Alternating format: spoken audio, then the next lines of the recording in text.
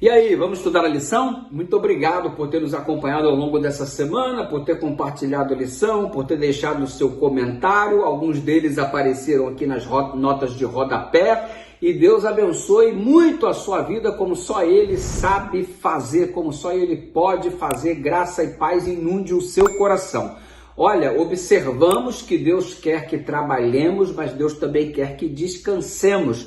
E o descansar é bem abrangente, porque não só se limita ao descanso físico, mas o refrigério da nossa alma quanto ao fardo do pecado. Descansamos em Deus, repousamos na sua graça, na certeza que os méritos de Cristo são aqueles que, imputados sobre nós, nos aliviam do fardo do pecado e da culpa. Louvado seja o nome do Senhor. E sabe de uma coisa? Vivemos numa sociedade permeada pela teoria do evolucionismo, que abraça com força a seleção natural, que prevê que só os mais fortes sobrevivem, somente aqueles que estão no topo da cadeia alimentar, aqueles que conseguem devorar o máximo de pessoas possíveis, são aqueles que são considerados os vencedores. Quem pisa no outro, quem atropela o outro, quem chega sempre na frente, este é o vencedor. É uma sociedade onde se faz de tudo para estar no primeiro lugar, ainda que para isso tenha que vender princípios, para isso tenha que ferir pessoas, magoar sentimentos. Não importa, esta é a sociedade da seleção natural, esta é a sociedade não dos cooperadores, mas dos competidores, não dos amigos, mas dos adversários.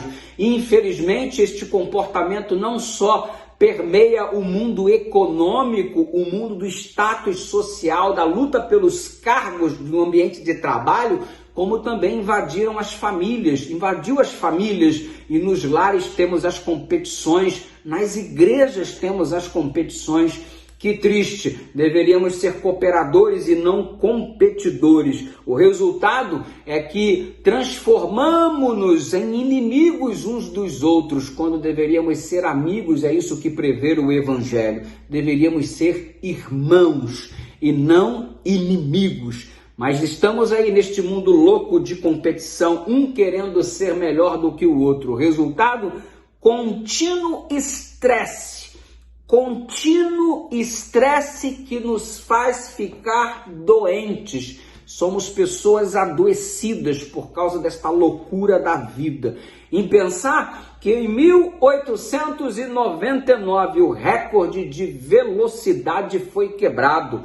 Alguém dirigiu a 63 km por hora, 1899.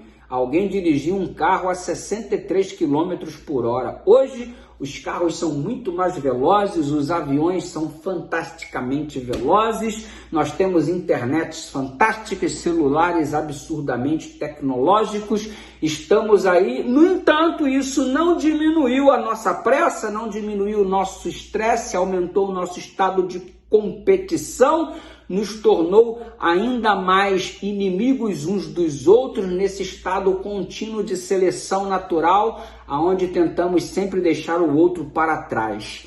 Esta sociedade não corresponde ao desejo e o desígnio de Deus para os seus filhos. Por isso, em breve, teremos um novo céu e uma nova terra. O povo precisa descansar nesta luta onde nos tornamos gladiadores todos os dias para derrubar um e achar o nosso espaço. Este não é o mundo que Deus planejou para cada um de nós. O mundo deveria ser de cooperadores e não de gladiadores. E sabe, diante disso, Deus nos oferece o descanso junto a Ele. E imaginar que o descanso era algo planejado por Ele e instituído por Ele antes mesmo do pecado. Porque quando você vê a instituição do sábado antes do pecado, você percebe que o descanso não é algo que está providenciado por Deus após o pecado, mas é algo que está incluso no plano de Deus antes mesmo da existência do pecado. Já era uma necessidade do homem descansar. Não porque ele se cansava necessariamente tanto quanto após o pecado, mas um descanso que visava a contemplação de tudo aquilo que ao redor se encontrava. Sabe por quê? Porque às vezes passamos de um lado para o outro e não percebemos aquilo que está ao nosso redor.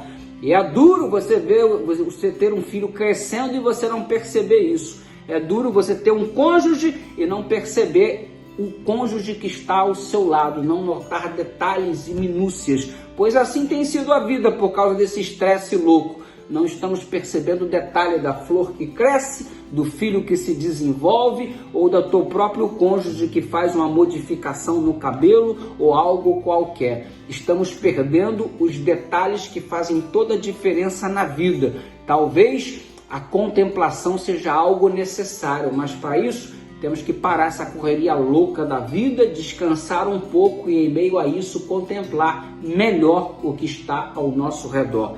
Pense então o quão mais necessário é o plano de Deus para a nossa vida, o quanto melhor é o plano de Deus para a nossa vida. A perspectiva de Deus é extraordinária e sempre melhor. Creia nisso e entregue-se. Ore comigo, Pai querido, queremos o teu plano para a nossa vida e por isso nos entregamos em nome de Jesus.